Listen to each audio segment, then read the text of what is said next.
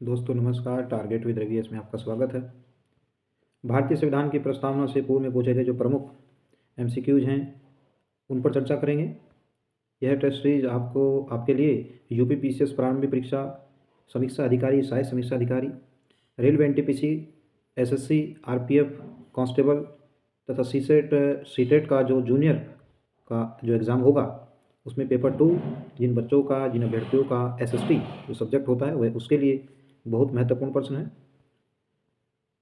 ये वस्तुनिष्ठ सामान्य ज्ञान की ल्यूसेंट पब्लिकेशन की बुक है। इसके माध्यम से पूर्व पूछे गए हम प्रश्नों को हल कर रहे हैं। आइए शुरू करते हैं। आज नया अध्याय है भारतीय संविधान में संविधान की प्रस्तावना। प्रस्तावना सबसे पहले देखते हैं होती क्या है प्रस्तावना।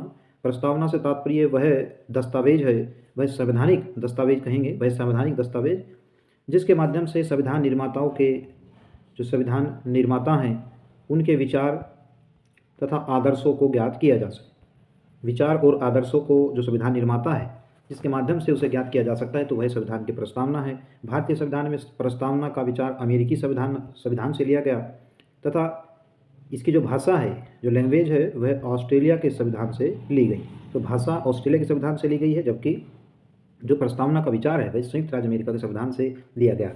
संविधान सभा में इसका संवैधानिक स्वरूप देखेंगे कब प्रस्तुत किया गया तो 13 दिसंबर 1946 को पंडित नेहरू जी के द्वारा संविधान सभा में उद्देश्य प्रस्ताव प्रस्तुत किया गया, जिसे 22 जनवरी 1947 को स्वीकार कर लिया गया। 22 जनवरी 1947 को प्रस्तावना का जो स्वरूप है उसे स्वीकार कर लिया गया।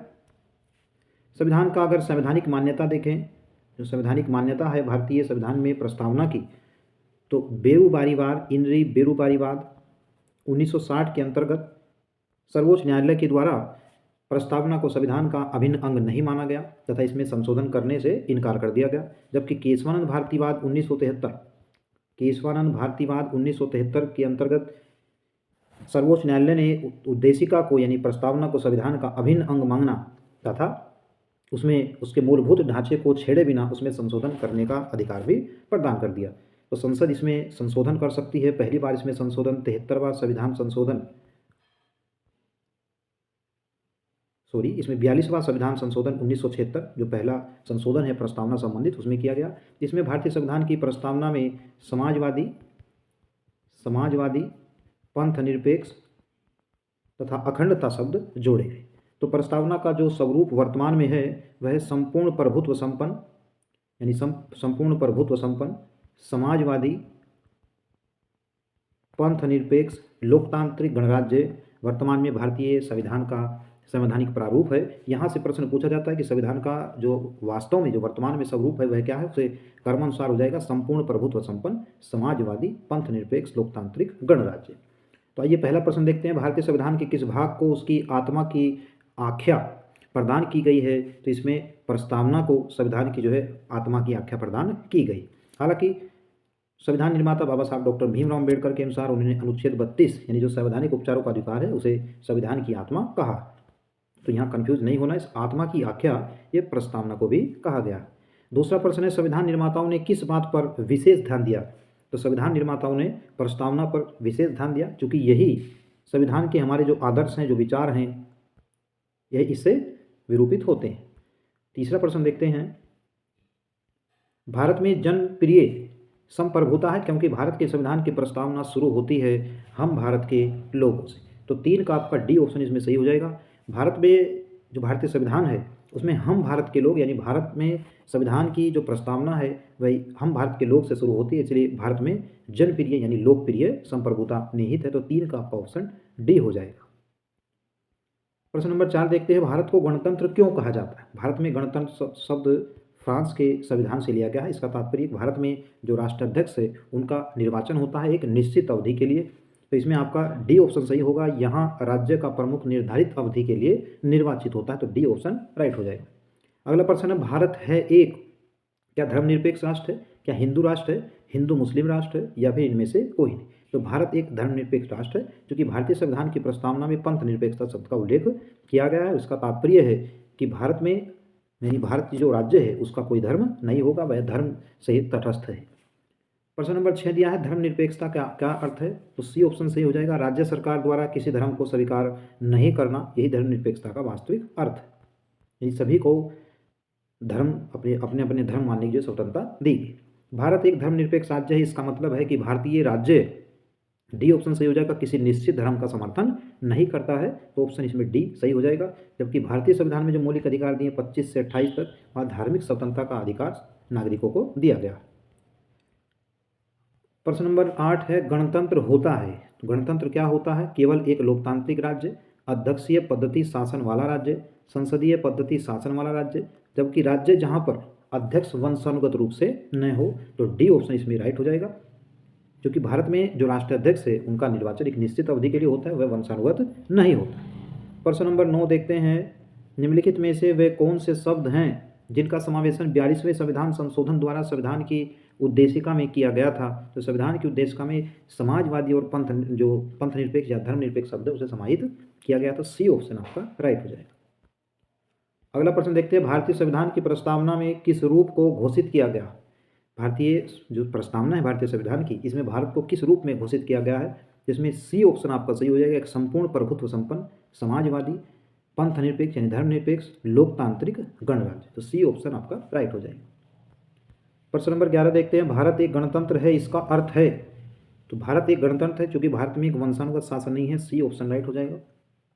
निम्नलिखित में से कौन सा शब्द भारत के संविधान की उद्देशिका में नहीं है, तो भारत के संविधान की उद्देशिका में समाजवादी शब्द है, पंथ निरपेक्ष है, संपूर्ण प्रभुत्व संपन्न है तथा लोक कल्याणकारी जो राज्य है, यानी डी ऑप्शन इसमें राइट होगा। लोक कल्याण शब्द का उल्लेख संविधान की प्रस्तावना में नहीं। अगला प्रश्न है, कल्याणकारी राज्य का उद्देश्य होता है, तो कल्याणकारी राज्य का जो उद्देश्य है वो कमजोर वर्गों के कल्याण का प्रबंध करना। भारतीय संविधान में जो नीति निर्देशक तत्व हैं, जो नीति निर्देशक तत्व हैं भारतीय संविधान के भाग 4 में, उसमें लोक कल्याणकारी राज्य का उल्लेख किया गया है। अगला प्रश्न देखते हैं, भारत को एक गणराज्य मुख्य रूप से माना जाता है क्योंकि, इसमें आपका यही ऑप्शन सही हो जाएगा, राज्य अध्यक्ष का चुनाव होता है एक निश्चित अवधि के लिए, ए ऑप्शन राइट हो जाएगा। भारतीय संविधान की प्रस्तावना के सिलसिले में निम्नलिखित में से कौन क्रम सही है, 15 का आपका डी ऑप्शन सही होगा। सार्वभौम सत्ता संपन्न समाजवादी धर्मनिरपेक्ष या फिर लोकतांत्रिक यानी जनवादी गणराज्य, गणतंत्र, डी ऑप्शन राइट हो जाएगा। प्रश्न नंबर 16 देखते हैं, संविधान की प्रस्तावना में प्रयुक्त शब्द सेक्युलर का अर्थ है, तो सेक्युलर का क्या अर्थ हो जाएगा, इसमें सभी नागरिकों को धर्म व उपासना की स्वतंत्रता, यानी भारत में राज्य का कोई धर्म नहीं है, राज्य धर्म से तटस्थ है, यानी सभी को धर्म की अपने धर्म विचार तथा जो उपासना है उसकी स्वतंत्रता दी गई है, तो ए ऑप्शन आपका राइट हो जाएगा। शब्द धर्मनिरपेक्ष भारत के संविधान की प्रस्तावना में जोड़ा गया था, इसके विषय में निम्नलिखित कथनों में से सही कौन सा है, तो 17 का आपका बी ऑप्शन राइट होगा, चूंकि इसे 42वें संविधान संशोधन 1976 में जोड़ा गया। 44वां संविधान संशोधन 1978 में हुआ, गलत हो जाएगा दूसरा ऑप्शन। यह प्रस्तावना मूल में था, तो डी भी आपका जो चौथा ऑप्शन है ये भी गलत हो जाएगा, चूंकि यह मूल प्रस्तावना में नहीं था, इसे 42वें संविधान संशोधन 1976 में जोड़ा गया, तो बी ऑप्शन आपका राइट हो जाएगा। भारतीय संविधान की प्रस्तावना में लिखित हम भारत के लोग से क्या अर्थ निकलता है, तो हम भारत के लोग से जो अर्थ निकलता है कि जो भारत का जो संविधान है वह भारत की जनता द्वारा उसका निर्माण किया गया है, तो बी ऑप्शन आपका राइट हो जाएगा। प्रश्न नंबर 19 देखते हैं, समाजवाद का अर्थ क्या है, तो समाजवाद का जो अर्थ है वह सामाजिक न्याय हो जाएगा, सी ऑप्शन आपका राइट होगा। प्रश्न नंबर 20 देखते हैं, 42वें संविधान संशोधन द्वारा प्रस्तावना में निम्नलिखित में से कौन सा शब्द जोड़ा गया था, जिसमें सी यानी समाजवादी जो शब्द है वह जोड़ा गया था। भारतीय संविधान की आत्मा किसे कहा गया, तो भारतीय संविधान की आत्मा यहाँ प्रस्तावना को कहा गया है, मूल अधिकार को नहीं कहा गया, चूंकि जो संवैधानिक उपचारों का अधिकार है अनुच्छेद 32 उन्हें कहा गया है, नीति निर्देशक तत्वों को नहीं कहा गया तथा उपयोग सभी इसमें गलत होगा, केवल ए ऑप्शन राइट हो जाएगा। अगला प्रश्न है, भारत में लौकिक सार्वभौमिकता है क्योंकि संविधान की प्रस्तावना प्रारंभ होती है हम भारत के लोग से, या ये जो शब्द है we are the people of India यानी हम भारत के लोग, ये संयुक्त राष्ट्र संघ जो यूएनओ है उसमें हम विश्व या हम संयुक्त राष्ट्र के लोग से यह शब्द लिया गया, तो ए ऑप्शन आपका राइट हो जाएगा। भारतीय संविधान की प्रस्तावना पर किस क्रांति का प्रभाव नहीं मिलता, तो भारतीय संविधान की क्रांति पर चीनी क्रांति जो 1912 में हुई इसका प्रभाव नहीं मिलता, जबकि अमेरिकी क्रांति, फ्रांसीसी क्रांति तथा बोल्शेविक क्रांति का प्रभाव भारतीय संविधान की प्रस्तावना पर पड़ता है। मूल भारतीय संविधान के अनुसार भारत एक है, तो भारत एक है यानी भारत में इसमें संपूर्ण प्रभुत्व संपन्न लोकतंत्रात्मक गणराज्य हो जाएगा। ए ऑप्शन राइट होगा। 24 का आपका ए ऑप्शन राइट हो जाएगा। 25% देखते हैं, संविधान के अंतर्गत भारतीय लोकतंत्र के आदर्शों को हम कहाँ देख सकते हैं? तो लोकतंत्र के आदर्शों को हम भारतीय संविधान की प्रस्तावना में ही देख सकते हैं। बी ऑप्शन आपका राइट हो जाएगा। जबकि संविधान जो भाग 1 है इसमें संघ तथा राज्य क्षेत्रों का उल्लेख है, जबकि भाग जो 3 है इसमें मौलिक अधिकारों का उल्लेख है, तथा भाग जो 4 दिया है इसमें नीति निर्देशक तत्वों का उल्लेख किया गया। अगला प्रश्न देखते हैं, क्वेश्चन नंबर 26 है, 42वें संविधान संशोधन अधिनियम 1976 के द्वारा प्रस्तावना में किस शब्द को नहीं जोड़ा गया? तो धर्मनिरपेक्ष जोड़ा गया, समाजवादी जोड़ा गया, लेकिन गुट निरपेक्ष शब्द नहीं जोड़ा गया। इनके साथ अखंडता शब्द भी जोड़ा गया। तो 26 का आपका ऑप्शन सी सही हो जाए। 26 में आपका 26 नंबर का प्रश्न आपका सी सही हो जाएगा। गुट निरपेक्ष शब्द इसमें नहीं जोड़ा गया। 27 नंबर प्रश्न देखते हैं, भारतीय संविधान की प्रस्तावना के बारे में कौन सा कथन सही है? तो समाजवादी धर्मनिरपेक्ष शब्द 1950 में संविधान में जो है अंग थे, ये नहीं है, जो कि गलत है। ये 1976 में 42वें संविधान संशोधन के द्वारा जोड़े गए थे। तो बी ऑप्शन आपका राइट हो जाएगा। अगला प्रश्न देखते हैं, क्वेश्चन नंबर 28 है, भारतीय संविधान ने किस प्रकार के लोकतंत्र को अपनाया है? तो भारतीय संविधान ने लोकतांत्रिक जो गणतंत्र है उसे अपनाया है। तो डी ऑप्शन आपका राइट हो जाएगा। प्रश्न नंबर 29 है, भारतीय जो संविधान है की प्रस्तावना में वर्णित लोकतंत्र को किस रूप में स्वीकारा गया है? तो इसे राजनीतिक लोकतंत्र, आर्थिक लोकतंत्र तथा सामाजिक लोकतंत्र तीनों ही संविधान, जो राजनीतिक राजतंत्र है, आर्थिक राजतंत्र है, इसके साथ ही जो आपका सामाजिक राजतंत्र है, इसमें डी ऑप्शन आपका राइट हो जाएगा। भारतीय संविधान की प्रस्तावना के अनुसार भारत के शासन की सर्वोच्च सत्ता किसमें निहित है? तो ए ऑप्शन राइट हो जाएगा, जनता में निहित है। 31 नंबर प्रश्न देखते हैं, संविधान की भारत की संप्रभुता, एकता, अखंडता को क्षुण्ण बनाए रखने तथा उसकी रक्षा करने का प्रावधान किया गया है। तो यह प्रस्तावना में लिखित है। ए ऑप्शन आपका राइट हो जाएगा 31। अगला प्रश्न दिया है, भारतीय संविधान की प्रस्तावना में जिन आदर्शों एवं उद्देश्यों की रूपरेखा दी गई है उनकी आगे व्याख्या की गई। तो किस रूप में व्याख्या की गई है? यह मौलिक अधिकार, राज्य के नीति निर्देशक तथा मूल कर्तव्यों में दी गई है। सी ऑप्शन आपका राइट हो जाएगा। संविधान सभा में उद्देश्य प्रस्ताव में अभिव्यक्त विचार को भारतीय संविधान के किस भाग में पूर्णतः शामिल किया गया है? तो इसे प्रस्तावना में शामिल किया गया है, जिसकी भाषा ऑस्ट्रेलिया के संविधान से प्रभावित है तथा इसका विचार यह अमेरिका के संविधान से लिया गया। 34 नंबर प्रश्न देखते हैं, भारतीय संविधान की प्रस्तावना से क्या स्पष्ट नहीं होता? संविधान का स्रोत, शासन के ध्येय का विवरण, संविधान को लागू करने की तिथि, संविधान को अंगीकृत, अधिनियमित या आत्मार्पित करने की तिथि। तो 34 का आपका ऑप्शन सी सही हो जाएगा। इससे यह स्पष्ट नहीं होता, यानी संविधान को लागू करने की तिथि से स्पष्ट नहीं होती। अगला प्रश्न देखते हैं, निम्नलिखित में से किन उद्देश्यों को भारतीय संविधान उद्घोषित नहीं करता है? तो भारतीय संविधान जो उद्घोषित नहीं करता वह आपका डी हो जाएगा, अंतर्राष्ट्रीय शांति एवं सुरक्षा की अभिवृद्धि। 35 का आपका डी ऑप्शन राइट होगा। अगला प्रश्न देखते हैं, भारतीय संविधान की प्रस्तावना में देश का कौन सा नाम है? तो भारत तथा इंडिया नाम हो जाएगा। 36 का आपका सी ऑप्शन राइट होगा। 37 नंबर प्रश्न देखते हैं, भारतीय संविधान किसके द्वारा स्वीकृत किया गया है? तो भारतीय संविधान को संविधान सभा के द्वारा, भारत की संसद द्वारा, प्रथम निर्वाचित सरकार द्वारा या फिर भारत की जनता द्वारा। तो किसके द्वारा स्वीकृत किया गया है? भारतीय संविधान को संविधान सभा के द्वारा स्वीकृत किया गया है। हालांकि इसमें ऑप्शन जो है डी भी सही हो जाएगा, जो भारत की जनता द्वारा है, परंतु भारत की जो वास्तविक जो सत्ता है उसका जो स्रोत है, जो संप्रभुता निहित है, वह भारत की जनता में निहित है। अगला प्रश्न देखते हैं, 38 नंबर प्रश्न है, भारत की संप्रभुता किसमें निहित है? तो भारत की संप्रभुता भारत की जनता में निहित है। 38 का आपका ऑप्शन डी सही हो जाएगा। संप्रभुता शब्द देखते हैं, संप्रभुता का क्या तात्पर्य है? संप्रभुता लैटिन वर्ड सोवरेंटी से लिया गया है, जिसका अर्थ होता है सर्वोच्च सत्ता। इसका अर्थ होता है सर्वोच्च सत्ता, यानी भारत या अन्य कोई भी देश जो अपने आंतरिक तथा बाह्य मामलों में स्वतंत्र रूप से निर्णय ले सकता है, वह संप्रभुता संपन्न राज्य हो जाएगा। और राज्य के यह एक आवश्यक तत्व है। राज्य निर्माण के लिए क्या चाहिए? एक सरकार, निश्चित भूभाग चाहिए, उसके बाद जनता चाहिए तथा संप्रभुता चाहिए। और जो राज्य का निर्माण का जो सबसे प्रमुख तत्व है वह संप्रभुता है। तो इसमें आपका डी ऑप्शन 38 का सही हो जाएगा। अगला प्रश्न देखते हैं, क्वेश्चन नंबर 39 है, भारतीय संविधान को संविधान सभा द्वारा अंगीकृत किया गया, तो भारतीय संविधान को संविधान सभा के द्वारा 26 नवंबर 1949 को अंगीकृत किया गया था। भारत का संविधान पूर्ण रूप से तैयार हुआ, तो भारत का संविधान तैयार हुआ ये 26 नवंबर 1949 को बनकर तैयार हो गया था। भारतीय संविधान कब अंगीकार किया गया, तो अंगीकार यह 26 नवंबर 1949 को अंगीकृत किया गया था। क्वेश्चन नंबर 42 देखते हैं, निम्नलिखित में से किस तिथि को भारतीय संविधान लागू किया गया था, तो भारतीय संविधान जो लागू किया गया वह 26 जनवरी 1950 को लागू किया गया, क्योंकि संविधान तो 26 नवंबर 1949 को बनकर तैयार हुआ, परंतु भारतीय राष्ट्रीय कांग्रेस द्वारा 26 जनवरी 1930 को भारत का स्वाधीनता दिवस मनाया गया था। उस तिथि को यादगार रखने के लिए, उसे यादगार बनाने के लिए 26 जनवरी 1950 को भारतीय संविधान को लागू किया, यानी भारत जो पूर्ण रूप से गणतंत्र राज्य बना वह 26 जनवरी 1950 को बना। किस वर्ष भारत एक संपूर्ण प्रभुत्व प्रजातांत्रिक गणराज्य बना, तो 43 का आपका ऑप्शन डी सही हो जाएगा। 1950 में भारत पूर्ण रूप से प्रजातांत्रिक गणराज्य बना। संविधान की उद्देशिका का संशोधन कितनी बार किया गया है, तो संविधान की जो उद्देशिका है उसका केवल एक बार संशोधन किया गया है प्रस्तावना में।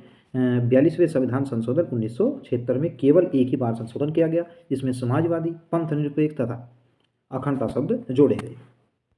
अगला प्रश्न देखते हैं, भारत की संविधान की प्रस्तावना में प्रथम संशोधन कब किया गया, तो 1976 में, यानी 42वें संविधान संशोधन 1976 में।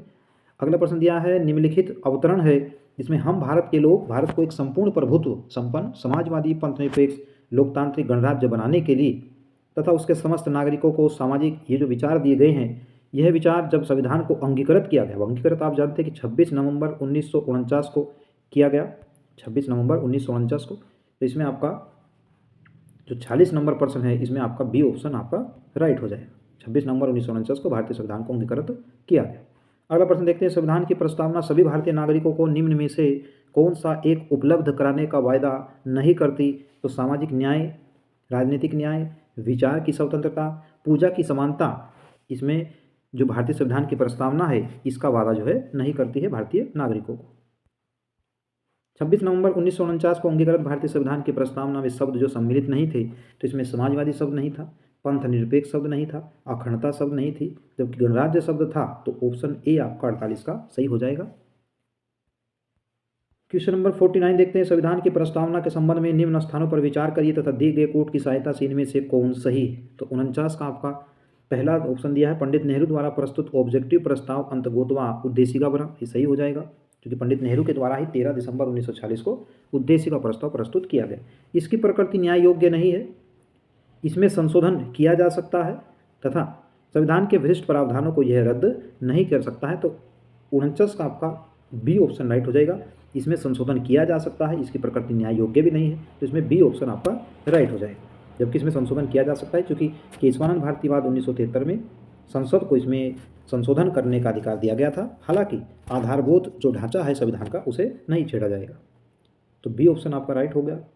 50 नंबर जो प्रश्न है उसे देखते हैं, भारतीय संविधान की उद्देशिका में परिवर्तन किस संशोधन अधिनियम में किए गए, 42वें संविधान संशोधन 1976 में किए गए। 50 का आपका सी ऑप्शन राइट होगा। प्रस्तावना, अगला प्रश्न, प्रस्तावना का वह प्रावधान जो सभी वयस्क नागरिकों को मतदान का अधिकार प्रदान करता है वह क्या कहलाता है, तो वह प्रजातंत्र कहलाता है, ये लोकतंत्र जो है कहलाता है। प्रश्न नंबर 52 देखते हैं, भारत के संविधान की प्रस्तावना में समाजवादी और धर्मनिरपेक्ष शब्दों को किस संशोधन द्वारा जोड़ा गया, तो यह 42वें संविधान संशोधन द्वारा जोड़ा गया। भारतीय संविधान लागू हुआ था, तो भारतीय संविधान कब लागू हुआ, 26 जनवरी 1950 को, ए ऑप्शन राइट हो जाएगा। भारतीय संविधान के किस भाग में स्पष्ट रूप से घोषणा की गई है भारत एक धर्मनिरपेक्ष राज्य है, तो 54 का आपका बी ऑप्शन सही हो जाएगा, यह प्रस्तावना में दिया गया। 54 का आपका बी ऑप्शन राइट होगा। क्वेश्चन नंबर 55 देखते हैं, भारत के संविधान की प्रस्तावना में कितने प्रकार का न्याय, स्वतंत्रता, समानता तथा भ्रातृत्व का सही क्रम में जो है उल्लेख किया गया है, तो वह कौन सा क्रम है, तो 55 का आपका ए ऑप्शन सही हो जाएगा। भारतीय संविधान में जो प्रस्तावना है उसमें 3 प्रकार का न्याय दिया गया है तथा 5 प्रकार की समानता दी गई है। 3